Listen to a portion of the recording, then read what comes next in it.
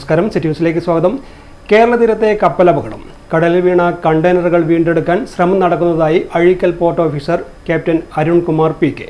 Company salvage കപ്പലിന് അടുത്തേക്ക് എത്തും.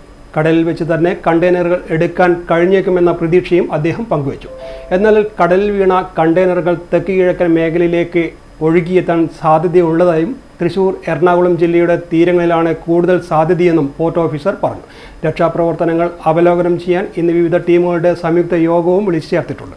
കോസ്റ്റ് ഗാർഡിൽ നിന്നുള്ള ടോപ്പ് ഓഫീസേഴ്സുമായിട്ട് നേരിട്ട് സംസാരിച്ചതിൻ്റെ അടിസ്ഥാനത്തിൽ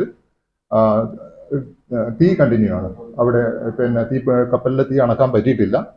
കാരണം അണക്കാൻ പറ്റാത്തതിനുള്ള മെയിൻ റീസൺ എന്ന് പറയുന്നത് അത് കപ്പലിലുള്ള കാർഗോ ആണ്, പിന്നെ വിൻഡ് ഡയറക്ഷൻ, അതേപോലെ തന്നെ ടൈപ്പ് ഓഫ് ഫയർ, ഇതൊക്കെ ഘടകങ്ങളാണ്.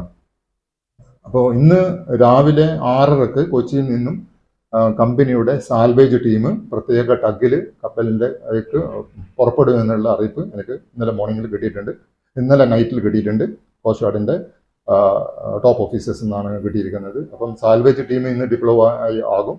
അതേപോലെ തന്നെ ഈ സാൽവേജ് ടീം ചില അവസരത്തിൽ ആ ഷിപ്പിൻ്റെ ഡയറക്ഷൻ അത് പുഷ് ചെയ്തിട്ട് വിൻഡ് കാറ്റിൻ്റെ ഗതിക്ക് അനുയോജ്യമായ രീതിയിൽ അതിനെ വെക്കാനോ, അതല്ലെങ്കിൽ ടോ ചെയ്തിട്ട് സേഫ് ആയിട്ടുള്ള ഭാഗത്തേക്ക് ടോ ചെയ്ത് കൊണ്ടുപോകാനോ, അതല്ലെങ്കിൽ കപ്പലിൽ നിന്നും കടലിൽ വീഴുന്നു എന്ന് പറയപ്പെടുന്ന 25ഓളം കണ്ടെയ്നറുകളുണ്ട്. ആ കണ്ടെയ്നറുകളെ കടലിൽ തന്നെ റിക്കവറി ചെയ്യാനും അവർ ശ്രമിക്കും.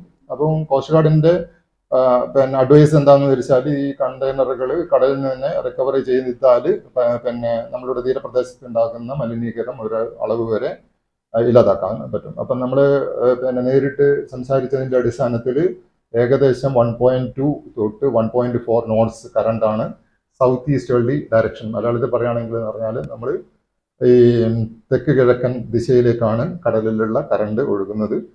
അപ്പം ഇങ്ങനെ ഒഴുകി നടക്കുന്ന കണ്ടെയ്നറുകൾ കടലിൽ തന്നെ നമുക്കത് ടോ ചെയ്തിട്ടോ മറ്റോ എടുത്ത് സുരക്ഷിതമായ ഭാഗങ്ങളിലേക്ക് മാറ്റിയാൽ നമുക്ക് കോസ്റ്റൽ പൊല്യൂഷൻ തടയാൻ പറ്റും. അതല്ലെങ്കിൽ ഇത് തെക്കൻ ജില്ല, പ്രത്യേകിച്ച് മധ്യ കേരളം, തെക്കൻ ജില്ല, അതായത് ഇപ്പോൾ പറയുകയാണെങ്കിൽ നമുക്ക് തൃശ്ശൂർ, എറണാകുളം ജില്ലയുടെ തീരപ്രദേശങ്ങളിലേക്ക് ഈ കണ്ടെയ്നറുകൾ എത്തിച്ചേരാനുള്ള സാധ്യത തള്ളിക്കളയാൻ പറ്റില്ല.